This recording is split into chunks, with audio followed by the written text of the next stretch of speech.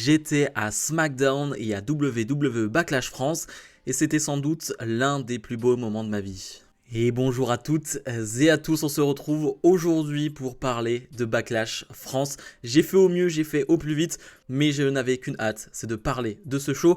Alors globalement, je ne vais pas vous faire une review complète, match par match, avec les détails ou quoi que ce soit. Simplement vous donner mon ressenti sur SmackDown, sur Backlash, étant présent sur place comme beaucoup d'entre vous, donc j'attends vos commentaires, bien sûr sur les deux shows, mais concrètement, je vais vous donner mon ressenti, comment ça s'est passé pour moi, comment s'est passé mon premier show de catch en live. Déjà, et c'est pas un détail, mon trajet s'est très bien passé, ma location s'est parfaitement bien passé, le transport pour aller à la LDLC Arena s'est très bien passé, les 2 jours.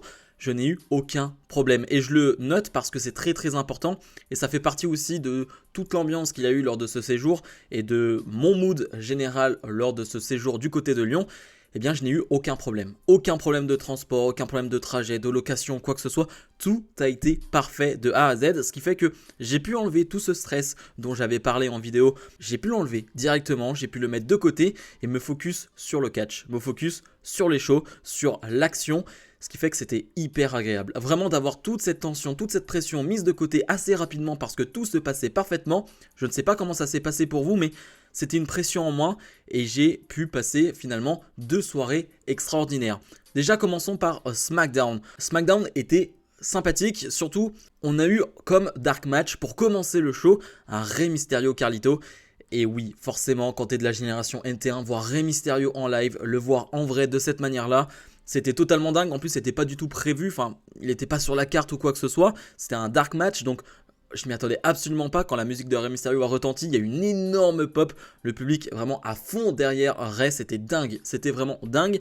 Et l'ambiance dès le début a été dingue. Parce qu'on va parler de l'ambiance tout au long de la vidéo, mais l'ambiance de A à Z n'a fait que augmenter. C'est-à-dire qu'à SmackDown, elle était fantastique, mais vraiment fantastique déjà. Une ambiance vraiment dingue pour chaque combat, même si pour certains ça a été plus compliqué. On n'était pas forcément très chaud, j'avoue que sur le papier, le LA Knight contre Garza, j'en avais pas grand chose à faire, mais ça restait LA Knight. Énorme pop pour LA Knight, donc c'était plutôt cool. Je veux dire, quand t'as le KO Show, le RKO Show, j'ai pu voir Randy Orton en vrai. J'ai pu voir Randy Orton avec un micro en main, j'ai pu le voir faire son entrée, j'ai pu chanter son thème d'entrée.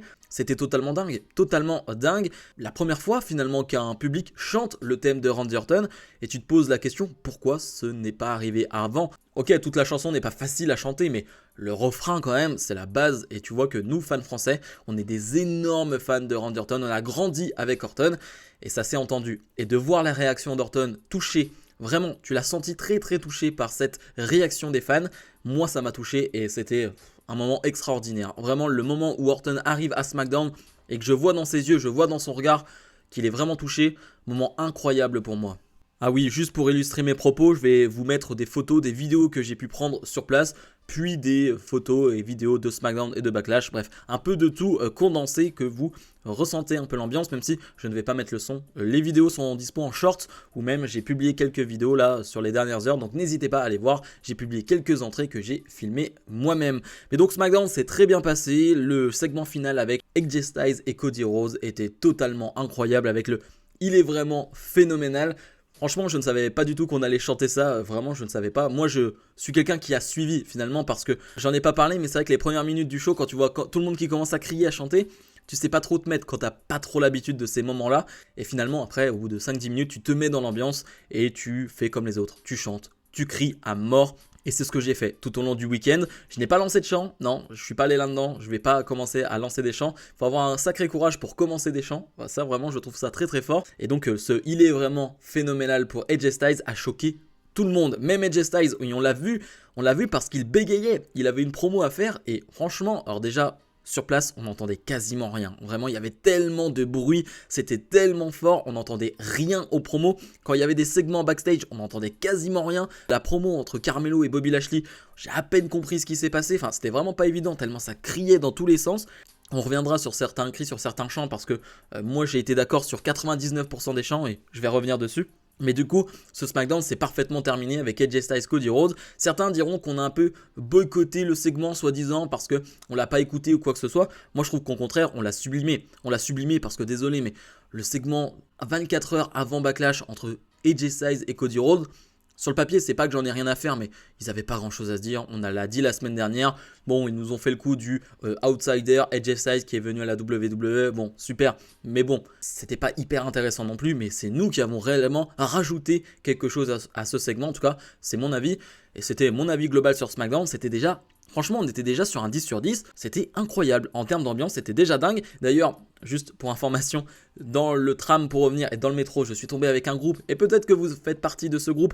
Parce que, bon, je dois le dire, mais je me suis vu sur quelques vidéos sur Twitter. Voilà, je me suis vu sur quelques vidéos, pour ceux qui reconnaissent ma tête, je me suis vu sur quelques vidéos, parce qu'il y avait un groupe qui chantait, mais sur le retour, et j'avoue que j'avais pas la tête à chanter après le show, j'étais totalement KO après SmackDown, je n'en pouvais plus, vraiment, je n'en pouvais vraiment plus, on avait les 2 dark matchs de Cody et Jay, bref, on est parti assez tard, donc c'était assez long, j'en pouvais plus et ils ont continué à chanter dans le tram. Alors je souriais quand même, hein, je rigolais parce que c'était quand même plutôt drôle et plutôt très sympa, mais c'est vrai qu'au fond de moi j'en pouvais plus.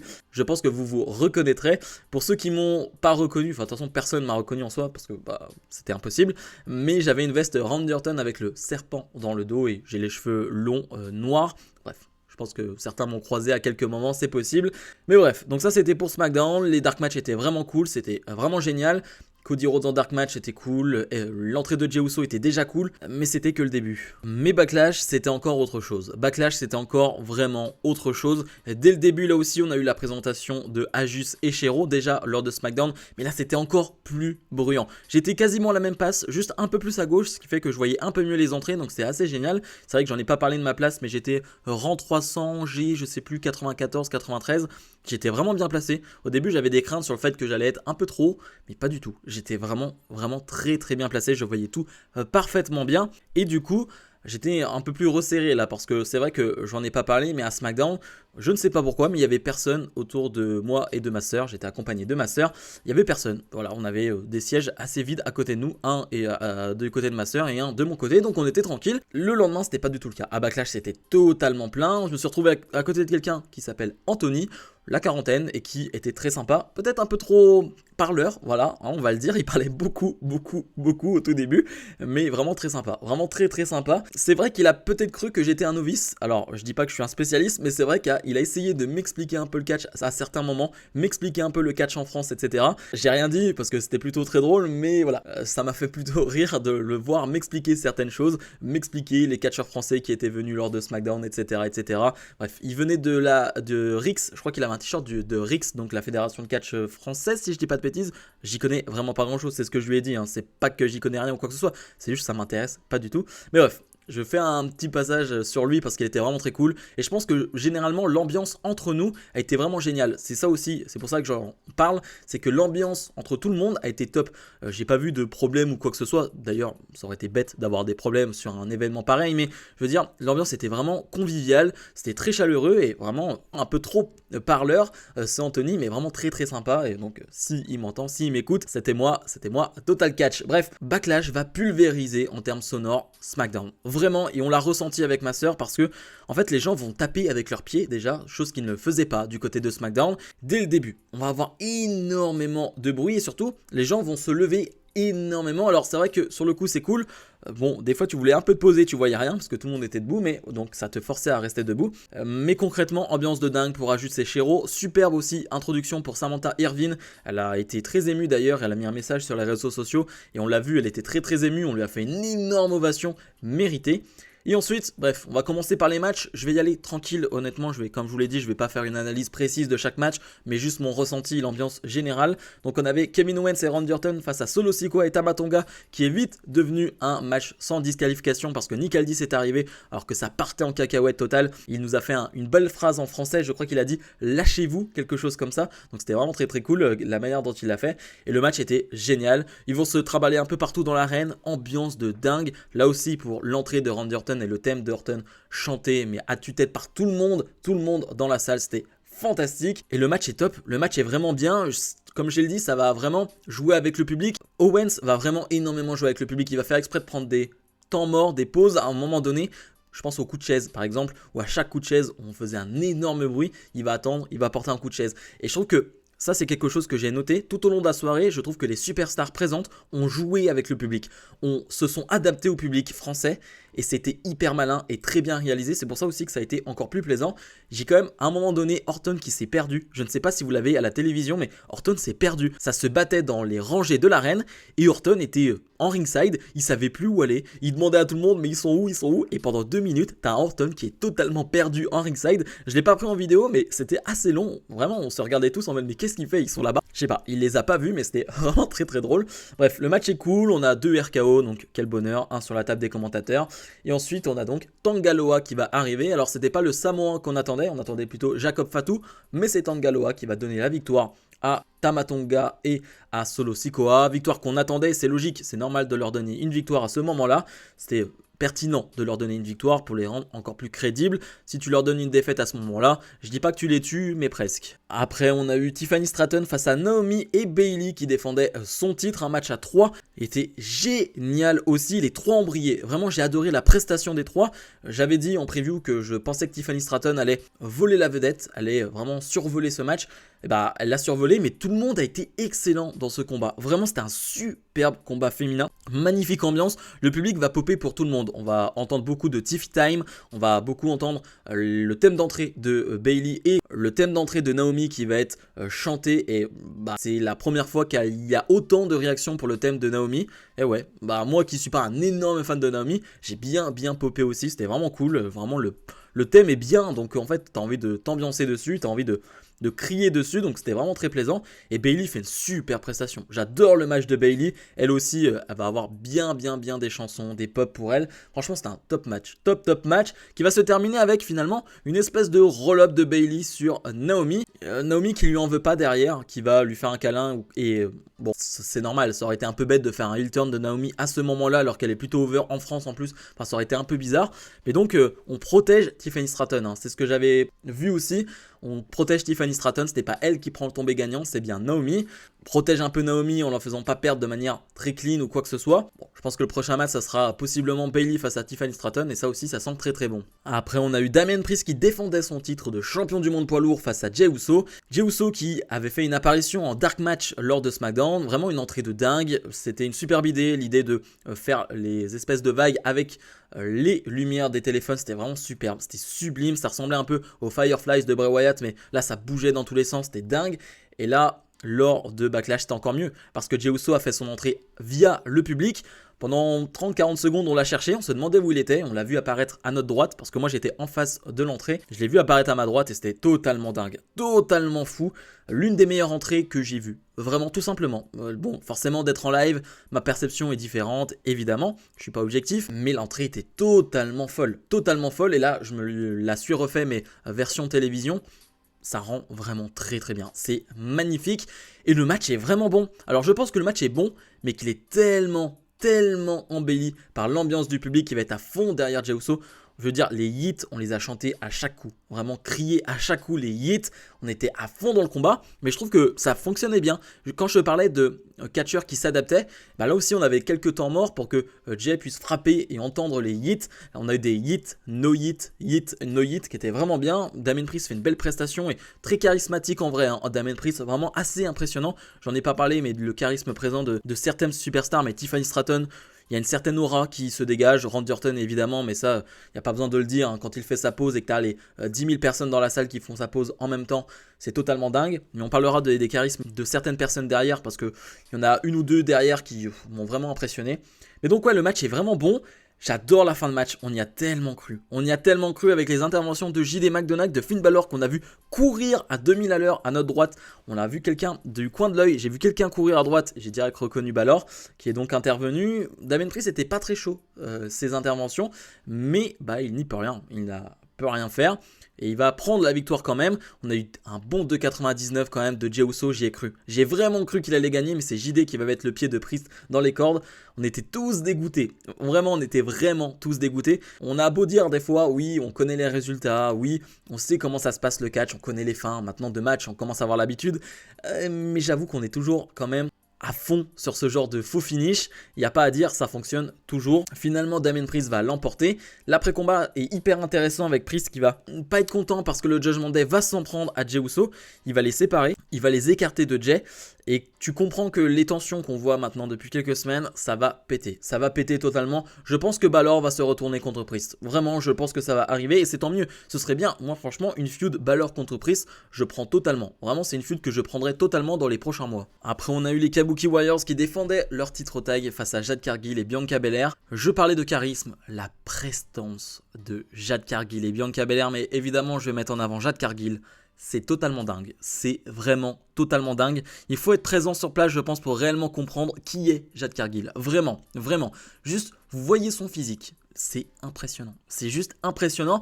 Des fois, tu as du mal à te dire à la télé parce que finalement, ils sont tous incroyablement forts physiquement, ils sont tous puissants, ils sont tous beaux. Mais voir Jade Cargill en vrai, voir Bianca Belair en vrai, c'est quelque chose. C'est vraiment quelque chose en termes de prestance. Il se passe quelque chose dans la salle quand elles sont sur un ring. C'est assez impressionnant. Le match, je l'ai adoré. Je l'ai vraiment adoré. C'était vraiment dingue. Là aussi, le public va être à fond. On va jouer sur le fait que Bianca Belair va être dominée et Jade Cargill va apparaître dans le match. Mais ce que j'aime et ce que j'avais craint, c'est que Jade Cargill apparaisse simplement pour le hot tag final. Et bah pas du tout. Ils vont vraiment la faire beaucoup catcher dans le combat et c'est tant mieux. C'est ce qu'on veut de Jade Cargill et elle nous montre de très belles choses. Moi, il y a un truc qui m'a impressionné. Je l'ai remarqué directement, c'est son athlétisme, bien sûr, mais du fait que quand elle court, elle va à 3000 à l'heure. Vraiment, avec 2 enjambées, elle a fait la moitié du ring.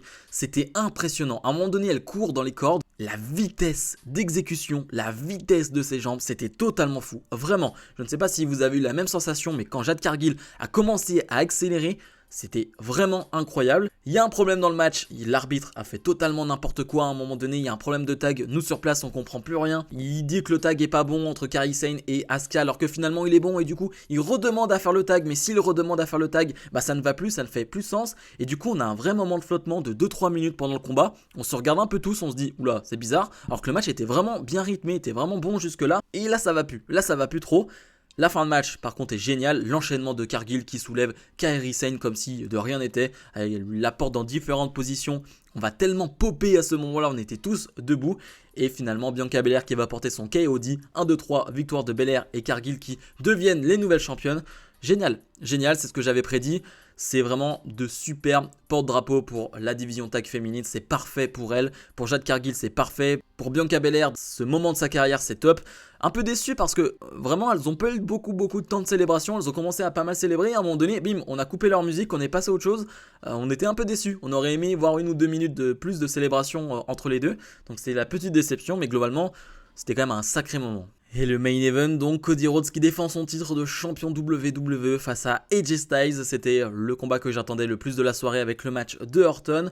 Ambiance totalement folle. Je sais que c'est un mot que je dis beaucoup depuis le début, mais il faut que vous compreniez, et je pense que vous le comprenez parce que j'ai vu toutes les vidéos, j'ai vu même la diffusion télé, à quel point ça rendait bien, c'est totalement irréel. Vraiment, j'en parlais en plus avec ma soeur et je disais mais ça fait tellement bizarre d'entendre ces chants français tellement bruyants, t'as l'impression presque que c'est un montage, tellement c'est irréel, c'est vraiment impressionnant. Et non, c'est bien réel, le thème de Cody Rhodes chanté par tout le monde, c'est vraiment dingue. Surtout lorsque sa musique va s'arrêter et puis on a la présentation des deux catcheurs, mais le public, on va continuer à chanter le thème de Cody. Incroyable, vraiment des frissons, rien que d'y repenser, j'ai des frissons. Vraiment c'est l'un de mes meilleurs moments de la soirée, j'ai adoré ça. Et quel combat! Quel combat! Alors je pense que je vais me le refaire ce soir. Je pense que je vais me refaire tout le show ce soir parce que j'ai vu quelques extraits mais je me suis pas tout refait. Je pense que je vais me le refaire parce que j'ai trouvé fantastique sur place. Le match j'ai trouvé fantastique sur place. J'ai trouvé qu'on avait un énorme AJ Styles. Vraiment il était vraiment excellent dans ce combat. Cody Rhodes le babyface ultime. Mais ça on n'en doutait pas. Mais je veux dire quand il se relève à chaque fois et qu'il demande l'appui du public et qu'il se met à presque taper au sol et qu'il est surexcité. Franchement, on était tous debout. Vraiment, à chaque fois qu'il faisait ça, il était debout. Je pense au moment où il se relève à 1, ou que ça fait simplement 1, justement, c'était pas un simplement 2. On était tous debout. On était littéralement tous debout. C'était vraiment la folie totale. Mais ouais, je trouve que techniquement, le match est vraiment très bon. Il n'y a aucun problème.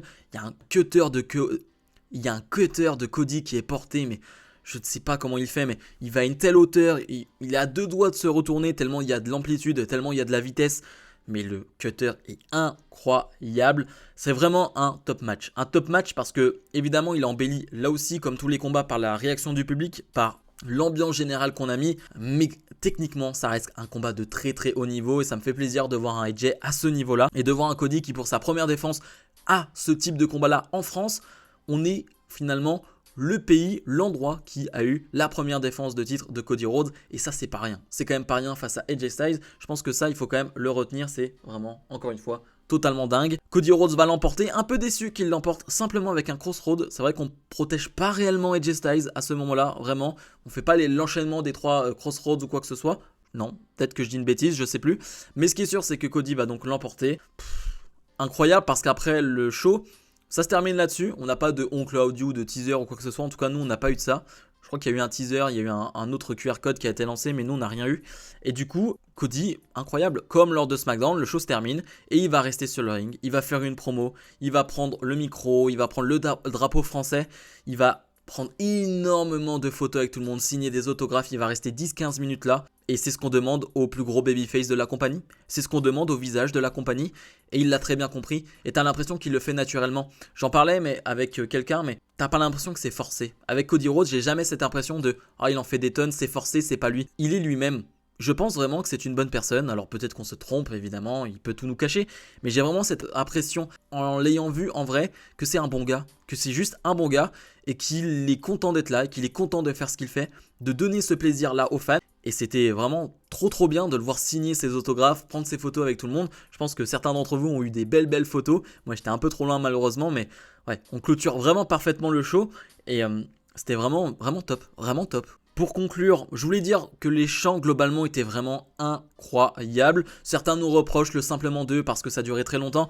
Je vous avoue que même nous dans la salle à certains moments on se disait allez on est reparti pour un simplement 2 avec ce côté blasé mais en rigolant parce que ça restait une ambiance de dingue et je chantais à chaque fois simplement 2 donc c'était pas du blasé en mode je n'en peux plus mais plutôt du blasé en mode oh, encore allez c'est reparti parce qu'à chaque fois qu'il y avait des tombées on savait qu'on allait avoir le simplement 2 donc tu savais dans quoi tu t'embarquais. Pareil pour le il est vraiment phénoménal mais en même temps on est là pour ça. On est là pour ça, pour mettre une ambiance de dingue, ne jamais s'arrêter, c'est ce qu'on a fait, on ne s'est jamais arrêté. Il y a quelques chants, voilà, moi j'ai pas trop chanté, évidemment, je n'ai pas chanté We Want Corbin ou Baron Corbin, bien sûr, quand même, je me respecte. Non mais dans le sens où, voilà, je suis pas un énorme fan de Corbin, oui, je suis dans l'ambiance, mais je vais quand même pas chanter pour Baron Corbin. Désolé, je sais qu'il y a des fans de Baron Corbin maintenant, mais voilà, je vais pas chanter pour Baron Corbin, désolé. Pareil pour la Marseillaise pendant le main event, en fait...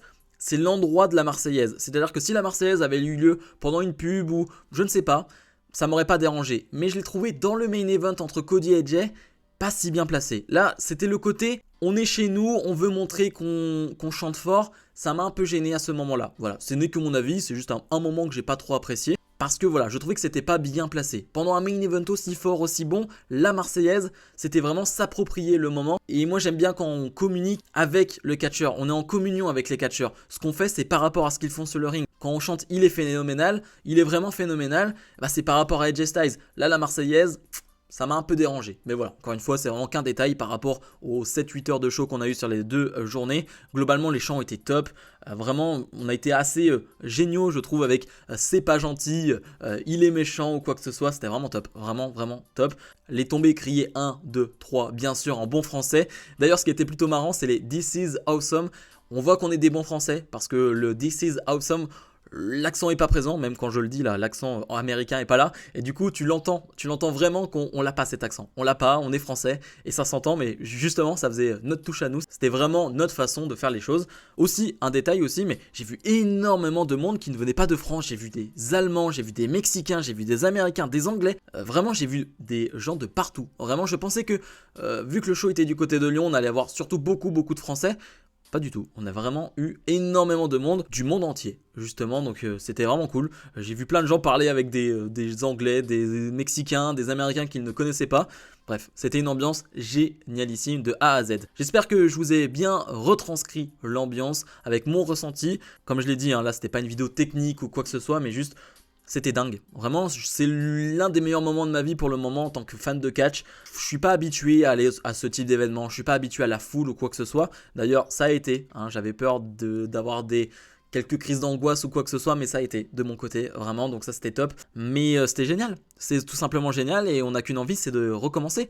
Alors je ne sais pas si il y en aurait un l'année prochaine si j'irais directement, franchement, soyons honnêtes, parce que c'est quand même un sacré prix. On a cassé le record du show dans une arène WWE le plus rentable. Bah oui, parce que les prix étaient trop élevé, il faut comprendre ça, et les Américains nous l'ont dit directement sur les réseaux sociaux. Attends, ils sont 12 000, ça veut dire que les prix étaient vraiment trop élevés. Et oui, évidemment, c'était beaucoup trop élevé. Bref, on verra bien où ça nous mène. Triple H a un peu teasé, possiblement un show dans un stade prochainement. Bref, on verra bien. Ce qui est sûr, c'est que ce moment-là était totalement fou, il nous appartient, c'est notre moment.